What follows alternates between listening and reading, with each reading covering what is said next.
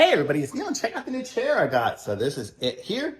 You can see it's black, kind of a leatherish kind of a feel to it. It's got the 4 legs, so it's just the leg chair. It came with the Allen wrench to put it together. Let me show you the underside here real quick. It's just super simple. I just had to put this screw in here and these screws. Came with 5 screws and it's done. So super easy. If it wasn't level, if it was like rickety rackety, you can unscrew the little feet a little bit, but it's comfortable. I can sit in it and it's good. It's about as good as any of these other chairs I have here. I actually put one over there too. We kind of have 3 different kinds of chairs now. So now we have 6 chairs at our table. You see they kind of alternate styles and stuff, but it's kind of dining room chair height. And so it's good, and it'll be nice when we're having dinner and we can have more than 4 of us again.